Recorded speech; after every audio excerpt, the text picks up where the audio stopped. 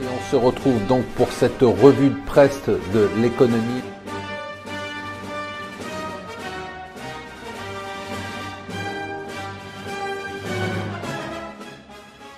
Bonjour et bienvenue sur Mon Financier pour le morning zapping du jour. Nous sommes le jeudi 7 mars.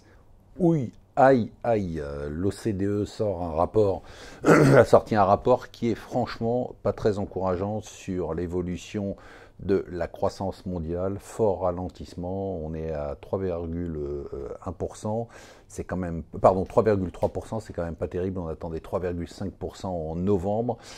Et alors qu'est-ce qui ralentit, surtout l'Europe. La zone euro est à 1% seulement, avec une claque particulière pour l'Allemagne, 0,7% seulement. Bon, l'Italie, elle va en récession, ça on s'y attendait.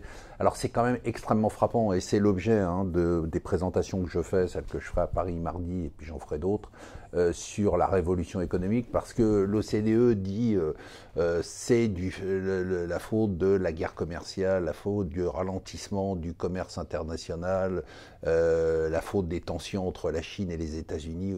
Oui, ça c'est conjoncturel. Nous, on pense réellement qu'on assiste à une révolution économique, c'est le thème de la présentation, c'est-à-dire qu'une rupture dans laquelle on a aujourd'hui des causes structurelles de ralentissement de l'économie, et qui explique aussi le fait que l'inflation n'arrive pas à progresser. Donc c'est un sujet sur lequel on va beaucoup s'exprimer dans les semaines qui viennent, parce que c'est un sujet qui est absolument passionnant. Autre chiffre, autre claque, c'est Trump, c'est le déficit commercial pour 2018. Waouh, là aussi aux États-Unis, on est quasiment à 700 milliards de dollars. On parle quand même du plus haut déficit commercial depuis 2008. C'est quand même assez brutal. C'est-à-dire que pour un président qui a dit « je vais régler le problème du déficit commercial », et puis la claque suprême, c'est que le plus gros déficit, c'est bien évidemment avec la Chine. 412, on n'est plus à 350, c'est 412 milliards de dollars, une progression spectaculaire de plus de 10% sur une année. Il va avoir du mal à expliquer ça, ça tombe mal, on est en pleine négociation en ce moment, enfin c'est quand même, ça va être difficile. Insupportable, les gilets jaunes, qui nous expliquent qu'ils vont bloquer Paris tout le week-end.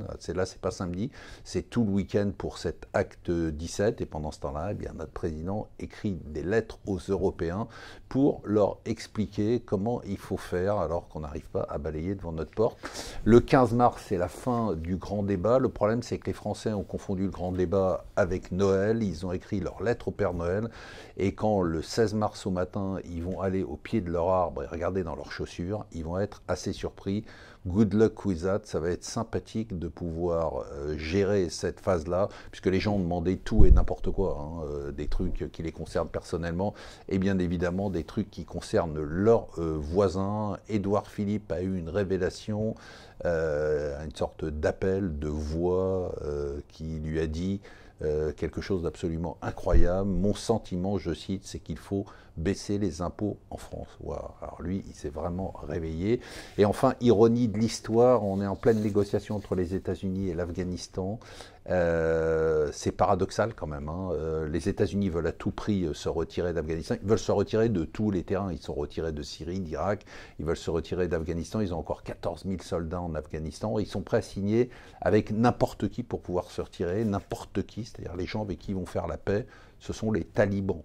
Les talibans, c'est quand même les gens à qui ils ont fait la guerre après le World Trade Center. C'est quand même assez ironique, sauf que c'est une ironie qui ne me fait pas sourire du tout. Voilà, moi je vous souhaite une excellente journée.